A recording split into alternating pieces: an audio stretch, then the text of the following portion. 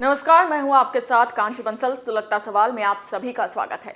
नीतीश कुमार के सुशासन में, नीतीश कुमार के राज में युवा का हाल कैसा है वो तो बताने की भी जरूरत नहीं है। बिहार के युवा नीतीश कुमार के खिलाफ सड़कों पर उतर आए हैं।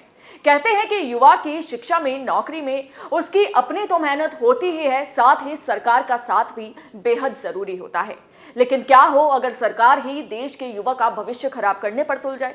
क्या हो अगर युवाओं की बेरोजगारी की वजह सरकार ही हो? ऐसा हो रहा है सुशासन राज बिहार में, नीतीश के राज में, जहां युवाओं के भविष्य को सरेआम तबाह किया जा रहा है। और बिहार में इन दिनों यही देखने को मिल रहा है, जिसके बाद सुशासन बाबू पर अब कई सवाल सुलग रहे हैं।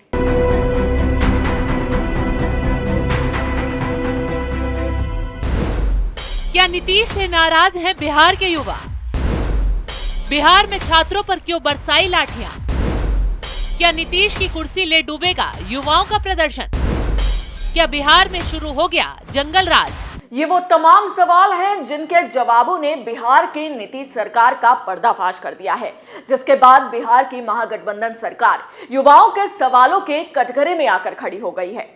दरअसल राजस्थान के बाद अब बिहार में बीएसएससी सचिवालय सहायक की परीक्षा के पेपर आउट हुए हैं। खबर सामने आने के बाद छात्रों ने परीक्षा को रद्द करने की मांग करते हुए राजधानी पटना में युवाओं ने जमकर सुशासन बाबू के खिलाफ विरोध प्रदर्शन किया। इस दौरान पुलिस ने छात्रों को दौड़ा दौड़ा कर पीटा, कुछ को पुलिस ने हिरासत में भी लिया। पुलिस की लाठीचार्ज में कई छात्रों के घायल होने की भी खबर है। आपको बता दें कि कुछ ही दिन पहले बिहार कर्मचारी चयन आयोग की ओर से ली गई सचिवालय सहायक की परीक्षा के पेपर आउट होने का मामला भी सामने आया। जिन छात्रों ने यह परीक्षा दी थी, अब वे सड़कों पर उतरकर इसे रद्द करने की मांग कर रहे हैं। इस परीक्षा में लगभग 9 लाख छात्र छात्राएं शामिल हुए थे। सड़कों पर उतरे छात्र छात्राओं ने नीतीश कुमार की सरकार पर छात्रों के भविष्य के साथ खिलवाड़ करने का आरोप लगाया। इस दौरान लड़के लड़कियों ने नीतीश कुमार के खिलाफ नारेबाजी भी की। नीतीश कुमार के खिलाफ नारे सुनकर पुलिस भड़क गई और छात्र छात्राओं पर लाठीचार्ज कर दिया। सचिवालय सहायक की ये परीक्षा 23 और 24 दिसंबर को ली गई थी। परीक्षा शुरू होते ही पेपर लीक हो गया। बाद में जांच के बाद बिहार कर्मचारी चयन आयोग ने पहली पाली में ली गई परीक्षा को रद्द करने की घोषणा की। वहीं छात्रों की मांग है कि परीक्षा तीनों पालियों की रद्द करने की मांग कर रहे हैं। उनका तर्क है कि पेपर तीनों पालियों के आउट हुए हैं। लेकिन इसी बीच सवाल ये भी अहम है कि क्या एक लोकतांत्रिक देश में विरोध करना गलत है? क्या विरोध करने पर युवाओं पर लाठीचार्ज करना सही है? आपको बता दें कि भारत जैसे एक लोकतांत्रिक देश में किसी भी नेता या सरकार के खिलाफ विरोध करना जनता का हक है। इसमें कोई गुनाह नहीं है, बेशर्ते कि उस विरोध प्रदर्शन के दौरान सरकारी संपत्ति या फिर किसी को भी किसी भी तरह का नुकसान ना हो। लेकिन बिहार में मानो नीतीश के राज में तानाशाही हो रही है, और वो भी सरेआम। ऐसा इसलिए क्योंकि युवा शांतिपूर्वक विरोध कर रहे थे, जिस दौरान नीतीश कुमार की पुलिस ने उन पर लाठियां बरसा दी। आपको बता दें कि बिहार में जंगल राज इस हद तक बढ़ चुका है कि एक लोकतांत्रिक देश की राज्य सरकार तानाशाही तक पर उतर आई है। नीतीश के राज में लोग इतने परेशान हो गए हैं, खास तौर पर युवा, जिन्हें ना सुशासन राज में रोजगार मिल रहा है, रोजगार तो दूर की बात है, उन्हें पेपर तक नहीं देने दिया गया। पहली बात तो सरकारी नौकरी के लिए पेपर निकलते ही नहीं।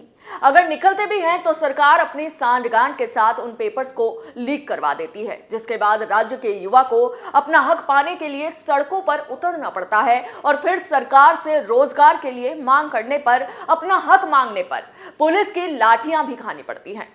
नीतीश कुमार की हालत अब इतनी खराब हो चुकी है कि एक तो महागठबंधन में शामिल होकर नीतीश पर जंगल राज का दोष लग रहा है, वहीं दूसरी ओर खुद तेजस्वी यादव की आरजेडी भी नीतीश कुमार से सीएम की कुर्सी छीनने में लगी हुई है।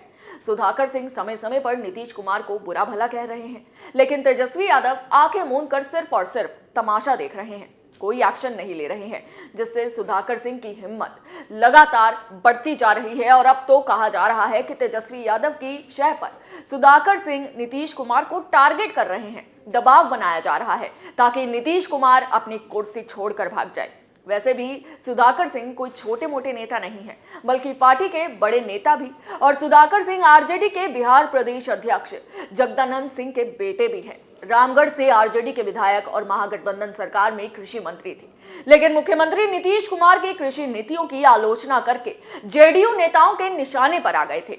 ऐसे में सुधाकर सिंह को अपने मंत्री पद से इस्तीफा देना पड़ गया था, जिसके चलते जगदानंद सिंह भी नाराज हो गए थे और आरजेडी कार्यालय आना छोड़ दिया था, जिससे तेजस्वी यादव को लगा कि जगदानंद का जाना उनके लिए और पार्टी के लिए घातक होगा। तो ऐसे में तेजस्वी यादव 2 महीने के बाद किसी तरह से उन्हें मनाकर पार्टी दफ्तर लाने में सफल हुए थे। यानी तेजस्वी की जगदानंद और सुधाकर के आगे झुक गए थे। उसका नतीजा ये रहा कि सुधाकर सिंह सीएम नीतीश कुमार पर मुखरता से हमले बोलते नजर आ रहे हैं। बातों बातों में अपनी भड़ास निकालते हुए सुधाकर सिंह ने यह तक कह डाला था कि तेजस्वी यादव आज बिहार के मुख्यमंत्री नहीं हैं, तो इसके लिए नीतीश कुमार दोषी हैं। नीतीश कुमार नाइट वॉचमैन के रूप में आए थे कि 2-4 महीने वे मुख्यमंत्री रहेंगे और फिर तेजस्वी यादव सीएम बन जाएंगे। आज 4 से 5 महीने होने जा रहे हैं, तो इसके लिए दोषी नीतीश कुमार है। उनसे पूछा जाना चाहिए कि आप क्यों नहीं तेजस्वी यादव को सीएम बनने दे रहे। नीतीश कुमार को तुरंत पद छोड़ देना चाहिए और उन्हें तेजस्वी यादव को मुख्यमंत्री पद की पेशकश करनी चाहिए। यानी कि आरजेडी की तरफ से सुधाकर को नीतीश पर दबाव बनाने के लिए छोड़ दिया गया है।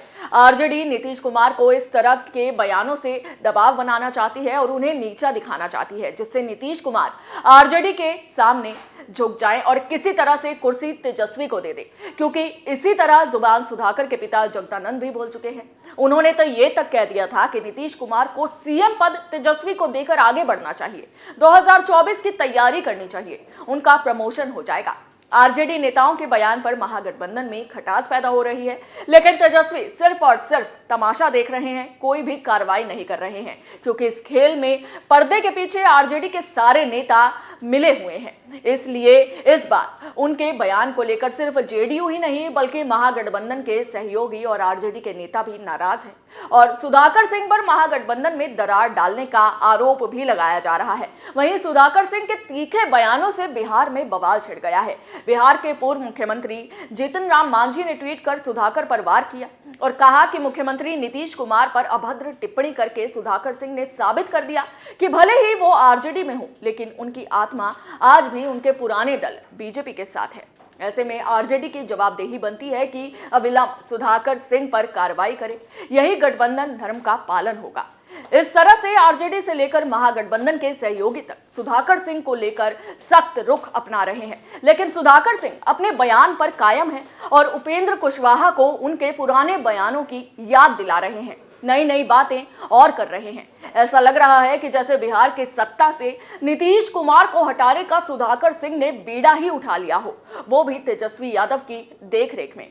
यानी कि अब नीतीश कुमार के खिलाफ बिहार की जनता ने भी मोर्चा खोल दिया है और उनकी खुद की महागठबंधन सरकार ने भी, जिसके बाद ऐसे कयास लगाए जा रहे हैं कि नीतीश कुमार जल्द बिहार के राजा से रंक बनने वाले हैं। इस खबर में आपके क्या विचार हैं, हमें कमेंट्स के जरिए जरूर बताएं। सुलगता सवाल में अभी के लिए बस इतना ही। नए मुद्दे के साथ आपके सामने फिर हाजिर होंगे। देखते रहिए कैपिटल टीवी। जय हिंद।